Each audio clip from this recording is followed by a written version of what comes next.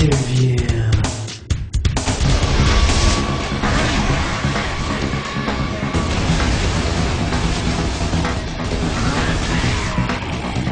So in Gears of War 3 multiplayer, we have a new mode, which is new to the franchise, but not new to the shooter genre of Team Deathmatch.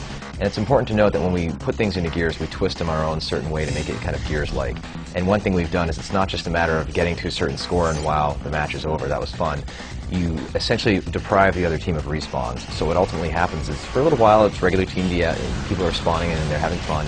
Then after a certain point, you run out of lives, and it turns into a last man standing type situation, which results in some great dramatic situations in the playtest lab.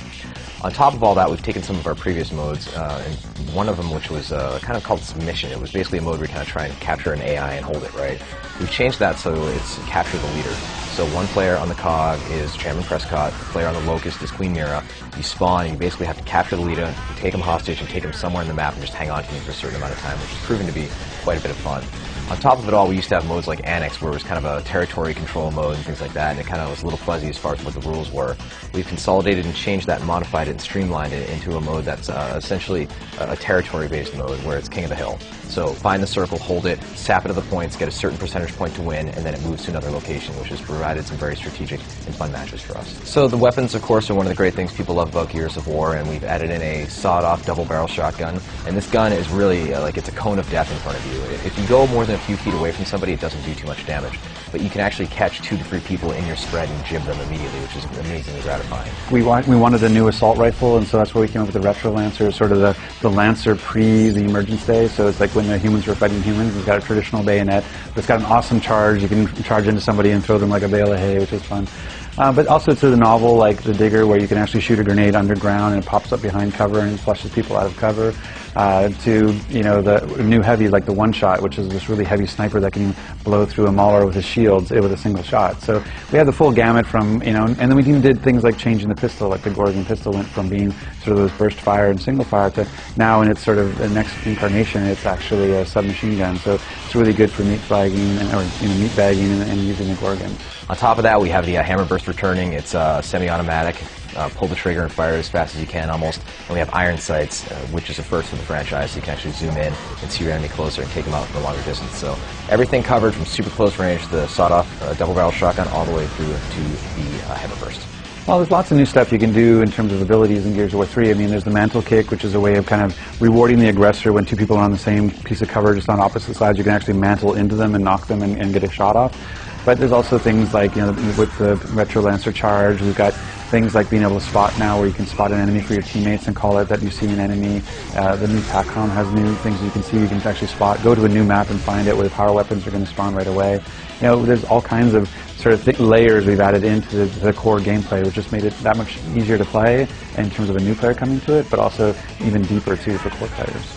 And then on top of all of that, what we've done is we've added our executions in a way that we wanted them to be unlockable. We wanted them to be something you earn for prestige and that you use to gain extra experience. And by doing that, we decided to have people earn them back. So we basically pulled all the executions away, and then you unlock them as you use particular weapons. But what it does mean is that every weapon has its own unique execution now, unlike Gears 2, where there's kind of hit or miss. So some of the characters we have that are playable in multiplayer, we haven't really announced the final set as far as the actual number of them. You can play as the Locust Queen in multiplayer now. She's gone from kind of her regal type of dress to like battle armor now, and she's in there with everybody else kicking butt. Females are very well represented in this game now. You have Anya, who of course was the dispatcher previously in the game, and now she's a tough soldier, seeing as it's been 18 months since the last game.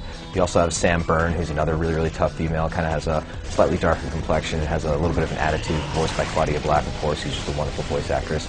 As well as unlockable characters, right? We have, you can play as, Augustus Cole, the Coal Train, right? But you can also unlock his thrash ball outfit, being, of course, the sport that he used to play. So seeing this guy who essentially looks like a football player running around and beating the crap out of these locust creatures is immensely gratifying. We hope players want to continue to grind and unlock these things. So we have lots of new maps. I mean, I think so far we've revealed 5 of the new maps that we have, and we have everything from, Trenches, which is sort of a locust-themed map, which has a sandstorm that blows in when you hear the horn roar, to Thrashball Stadium, where Cole used to play, to Overpass, which is a sinking map that over time will actually go into the underground as you're playing. And so it doesn't change the battlefield, but it does give a sort of cosmetic change to the world and makes the maps feel a lot more interactive and dynamic. Bam. One of the mantras we have for Gears of War 3 is if you've never played a Gears game before, like, just give this one a go, right? Because we're going to recap the story very well at the beginning. You're going to know exactly what's going on. When you get into the online space, we wanted to make sure that it wasn't just, welcome to Gears, here's a shotgun to the face, now wait 3 minutes to play again for that same experience. The hardcore love it, the casual gamers might not so much. By adding Team Deathmatch, that's going to help, so players can maybe only wait 10 seconds in a spawn queue, and then they get back in and they get to get some kills and start the experience grind, right? On top of all that, we were putting in a feature that I think might be slightly controversial, but I think is going to help the game in the long run. It's kind of a newbie assistance to the game, whereas we detect if you've never played Gears 1 or Gears 2, have no achievements, you get a little bit of help for your first 10 kills. You get a little bit of extra health, you get a little bit of a damage boost. So you can give them a little bit of the taste of how good it feels to take somebody down in the Gears world. So hopefully, by the time this thing eventually wears off, the training wheels are off and they can kill everybody else with equal skill. So originally Gears 2 was slated to ship in April 2011. We have since made the strategic decision to ship it in holiday window for 2011. We're really excited about the delay, actually. I mean, I understand why it's frustrating for some of the customers. And from our side, you know, the fact that we were completely on track for an April release, it is a little disheartening from that perspective. We were getting set up and we were starting to really close down the project and getting ready to ship it for April. But at the same time, there's a huge opportunity here, which is, you know, betas are not trivial. There's a lot of work to getting, you know, to go through cert and has to be polished enough to be able to get there, because everybody sort of treats it as a demo nowadays. It's not just a beta. And so to have a highly polished beta and have enough time to get fan reaction so that you can incorporate that reaction into it, it takes a lot of work and it takes time. And so that extra 5 months, you know, in that time period, we're going to be able to do that, and not only do it, but I'll do it on top of dedicated servers, so that we can actually really test the scalability, and are the data centers in the right place, are we in the right place globally, all that kind of stuff. So we're really looking forward to having, you know, this really polished multiplayer experience when Gears 3 ships. Game is coming out holiday 2011. Haven't locked down a specific date, but it's of course exclusively on Xbox 360.